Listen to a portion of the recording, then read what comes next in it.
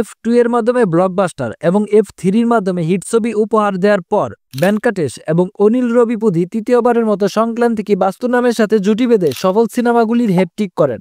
ভগবান কেশরীতে নন্দমুরি বালাকৃষ্ণের সাথে অ্যাকশন জগতে পা রাখার পর অনিল রবিপুদি সংক্রান্তি কি বাস্তু নামের মাধ্যমে তার কৌতুক শিকড়ে ফিরে আসেন। কিছু হতাশাজনক সিনেমার ধারাবাহিকতার পর প্রযোজক দিল রাজু বক্স অফিসে এই সিনেমা দিয়ে হিট করেন। অন্যদিকে গত সংক্রান্তিতে থিয়েটারে মুক্তিপ্রাপ্ত সাইন দাবার পরে ভেঙ্কটেশ হিটের মুখ দেখান। আমরা এই ভিডিওতে সংক্রান্তি কি বাস্তু নাম সিনেমাটি রিভিউ করব। চলুন তাহলে শুরু করা যাক। ওয়াইডি রাজু অর্থাৎ ভেঙ্কটেশ একজন প্রাক্তন পুলিশ এবং একজন এনকাউন্টার স্পেশালিস্ট। রাজামন্দির কাছের একটি গ্রামে তার স্ত্রী অর্থাৎ ঐশ্বরিয়া রাজেশ এবং যৌথ পরিবার নিয়ে সুখী জীবনযাপন করছেন। তার প্রাক্তন বান্ধবী অর্থাৎ মীনাক্ষী চৌধুরী একজন পুলিশ এবং পুলিশ বিভাগকে একটি গোপন উদ্ধার অভিযানে সাহায্য করার জন্য অনুরোধ করে রাজুকে এই উদ্ধার অভিযানে যুক্ত হবেন। অন্যদিকে রাজুর স্ত্রী কেন এই উদ্ধার অভিযানের অংশ হতে চেয়েছিলেন, পরবর্তীতে সেই অভিযানে কি সফল হতে পেরেছিল, এই কাহিনীগুলো সিনেমাতে দেখতে পাবেন। সিনেমাতে ভেঙ্কটেশ একটি বিশেষ চরিত্রে অভিনয় করেছেন। ওয়াইডি রাজুর ভূমিকা তার জন্য একটি সহজ কাজ, কারণ তিনি অতীতে অনেক এই রকম ভূমিকায় অভিনয় করেছেন। যথারীতি তার কমেডি টাইমিংও খুব ভালো। সিনেমাটির প্রথমার্ধটি কোনো অভিযোগ ছাড়াই শেষ হয়। সিনেমাটি ধীরে ধীরে শুরু হয়েছিল এবং রাজুর পরিবারের সেটআপ দেখানোর পর সিনেমাটির গতি আরও বেড়ে যায়। প্রথমে কয়েকটি কমেডি দৃশ্য এবং কয়েকটি গান খুব ভালোভাবে কাজ করেছে এবং এটি দর্শকদের একটি ভালো সন্তুষ্টজনক অনুভূতি দেয়। দ্বিতীয় অংশের সম্পাদনাটি আরও ভালো স্পষ্ট হওয়ার দরকার ছিল। দ্বিতীয় অংশের সঠিক গল্পের অভাব এবং অতিরিক্ত জোরপূর্বক কিছু কমেডি ছিল এবং গল্পটিকে বেশি তাড়াহুড়া করে লেখা হয়েছে। সিনেমাটিতে কমেডি অসাধারণভাবে কাজ করে ধারাবাহিকভাবে হাসির জোয়ার বয়ে আনে। প্রধান গল্পগুলির মধ্যে পারিবারিক মুহূর্ত এবং মজার দ্বন্দ্ব স্বাভাবিক ও প্রাসঙ্গিক বলে মনে হচ্ছে। একজন নির্দোষ এবং অধিকারী স্ত্রীর চরিত্রে ঐশ্বরিয়া রাজেশ খুব ভালো অভিনয় করেছেন।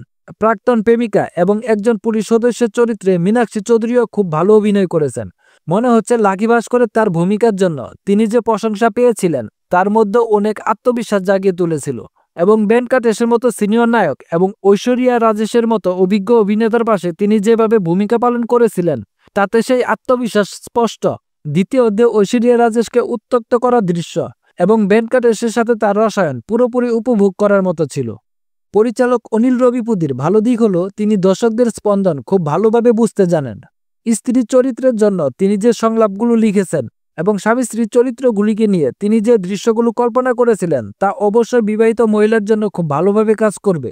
বিশেষ করে বিবাহিত মহিলারা ঐশ্বরিয়া রাজেশের চরিত্রের সাথে অবশ্যই একটা সম্পর্ক খুঁজে পাবে এবং তারা তার চরিত্রটিকে অত্যন্ত পছন্দ করবে। বুলি রাজুর ভূমিকায় অভিনয় করা ছোট্ট শিশুটি একজন স্টাইলার। প্রথমত তাকে জড়িত দৃশ্যগুলো ছবির অন্যতম প্রধান আকর্ষণ ছিল। নরেশ, বিটিভি গণেশ, উপেন্দ্র নিয়ামে, সাই কুমার এবং শিশু শিল্পী বিমলা রেবান্ত, পবন সাই সুভাষের মতো সহ অভিনেতা যখন পর্দায় আসেন তখন আকর্ষণ এবং হাস্যকর যোগ করেন। বিমল সেচুরুচির সঙ্গীত একটি বড় সম্পদ ছিল। গানগুলি ইতিমধ্যে হিট এবং গল্পের সাথে সুন্দরভাবে খাপ খায়। সমীর রেড্ডির সিনেমাটোগ্রাফি যথেষ্ট ভালো ছিল। সবশেষে সংক্রান্তি কি বাস্তু নাম একটি মজাদার পারিবারিক বিনোদনমূলক সিনেমা যেখানে প্রচুর হাসির পরিবেশ রয়েছে। ভেঙ্কটেশের ভূমিকা সিনেমাটির জন্য উজ্জ্বল নক্ষত্র ছিল। ঐশ্বরিয়া রাজেশের প্রাসঙ্গিক অ্যাকশন এবং মীনাক্ষী চৌধুরীর প্রাণবন্ত শক্তি ছিল। যদিও অনুমানযোগ্য গল্প, কিছু অযৌক্তিক মুহূর্ত, কিছুটা ধীরগতির দ্বিতীয় অংশ এবং কিছু অভিনয় ছোটখাটো ত্রুটির মনে হতে পারে, তবুও সিনেমাটির সব আকর্ষণ এইসব ক্ষতি পূরণ করে দেয়। আপনি যদি পরিবারের সাথে দেখার জন্য একটি আনন্দময় এবং হালকা হৃদয়ের সিনেমা খুঁজছেন তাহলে সংক্রান্তি কি বাস্তু নাম হলো আপনার জন্য উপযুক্ত সিনেমা। এই সিনেমাটির জন্য আমাদের রেটিং হচ্ছে 3 আউট অফ 5। ভালো থাকবেন সবাই, দেখা হবে পরবর্তী কোনো ভিডিওতে।